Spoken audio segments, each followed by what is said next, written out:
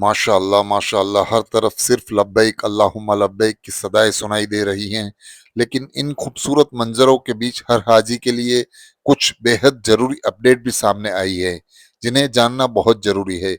इस वीडियो में हम आपको बताएंगे कि मीना के 5 दिनों के लिए क्या तैयारियां रखनी है, कितना सामान साथ ले जाना है, अपनी हेल्थ का कैसे ख्याल रखना है और भीड़ में अपने खेमे की लोकेशन कैसे ढूंढनी है। हरम शरीफ की बसें बंद होने वाली हैं, इसकी नई अपडेट भी आ चुकी है। मीना जाने की लिस्टें आ चुकी हैं। हज कमेटी के हज काउंसिल फहाद अहमद सूरी साहब के कॉन्टेक्ट नंबर्स, ईमेल आईडी की अगर इमरजेंसी में कोई जरूरत हो उसकी भी जानकारी दी जाएगी और हाजियों को इमरजेंसी में काम आ सकते हैं। वीडियो को आखिर तक देखिए, बहुत काम का वीडियो है। अस्सलाम वालेकुम वरहमतुल्लाहि वबरकातुहू। हज 2026 में माशाअल्लाह हज का वक्त बहुत करीब आ रहा है और अभी सिर्फ 3 से 4 दिन बचे हैं मीना जाने के लिए और माशाअल्लाह हाजियों की तैयारियां चल रही हैं।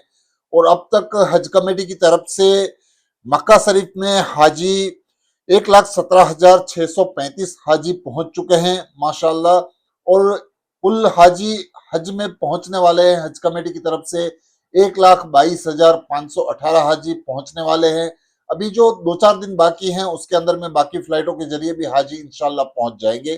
कल बुधवार का दिन था और कल 15 फ्लाइटों के जरिए 4,737 हाजी माशाल्लाह पहुंच गए हैं। और हज कमेटी की तरफ से इंतजाम भी काफी अच्छे किए जा रहे हैं, कम से कम हाजियों को तकलीफ हो इसके लिए हज कमेटी की तरफ से पूरे इंतजाम करने की कोशिशें की जा रही हैं। तो अब तक 408 फ्लाइटें जा चुकी हैं और माशाल्लाह 1,17,635 हाजी पहुंच चुके हैं। और हमारे जॉइंट सेक्रेटरी साहब मोहम्मद अफजल और हमारे हज कमेटी के हज काउंसिल फैद अहमद खान सूरी साहब ने कल पूरे मेट्रो स्टेशन का जायजा लिया और वहां पर इंतजाम देखे। जो मीना से हाजियों को लेकर जाया जाएगा वहां के लिए इंतजाम में पूरी चीजें उन्होंने चेक की हैं और माशाल्लाह हाजियों को वहां तकलीफें ना हो इसके लिए पूरे इंतजाम देखे जा रहे हैं।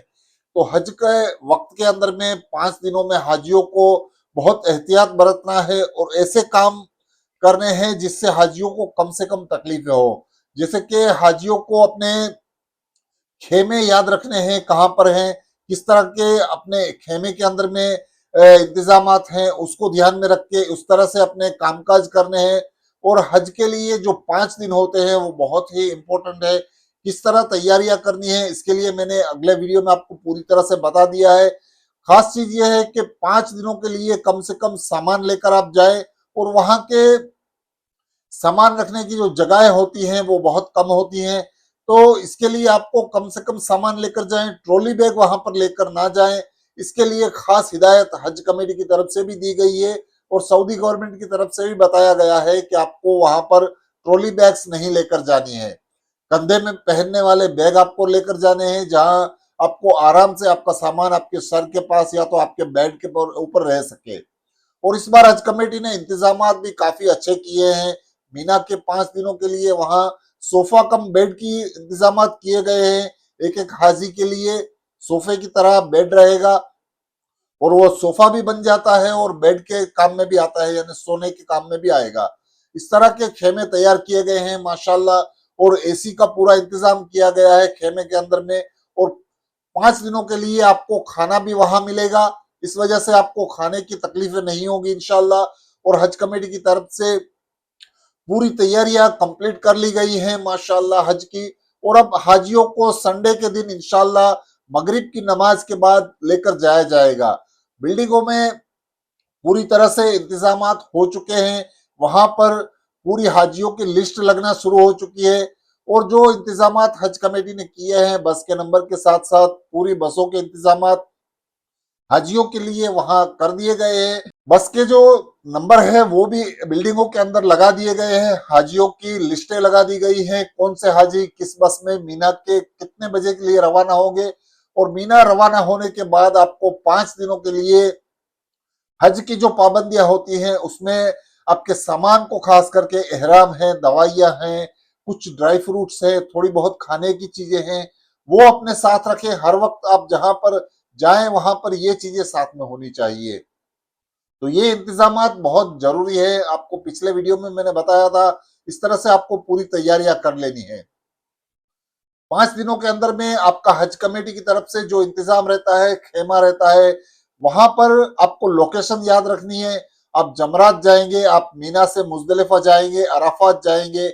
वहां से जब आपको खेमे में आना है, उस वक्त आपके लोकेशन आपको याद रखने हैं, और किस वक्त आपका लोकेशन कहाँ है उसकी जानकारी आपको होनी चाहिए। हज कमेटी की तरफ से जो वॉचेस दी गई है उसमें भी आपको उसके मैप मिलेंगे। आपको अलग से आपके मोबाइल के अंदर में आप मैप को ऐड कर सकते हैं। इस तरह से आप पूरे इंतजाम करके वहां से जाएं, जो कि आपको कम से कम तकलीफें हो। खेमे ढूंढना बहुत बड़ी बात होती है, लेकिन इंशाल्लाह इस बार इंतजाम अच्छे हैं।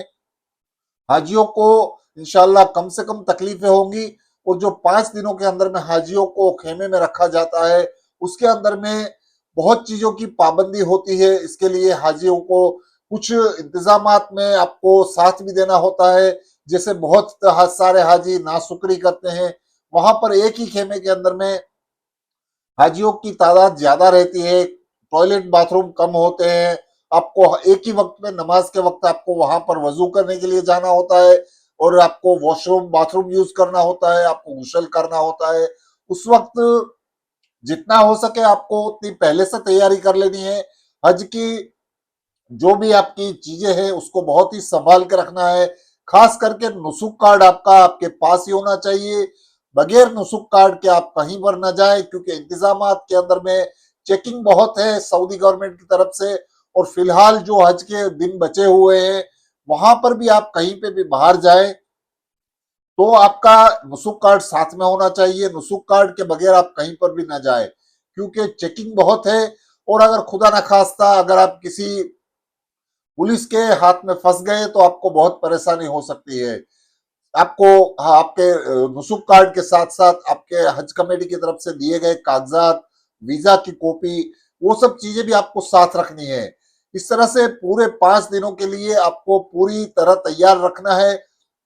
खास करके आपकी बॉडी को जो है वो फिट रखना है, और जिसके अंदर में आपको इलेक्ट्रॉन पाउडर आता है, ओआरएस आता है, इस तरह से चीजें साथ में रखनी है आपको। और अभी से इस चीज की पाबंदी करनी है। बहुत सारे हाजी हरम शरीफ जाते हैं, वहां जमजम का ठंडा पानी पीते हैं और वो बीमार हो जाते हैं।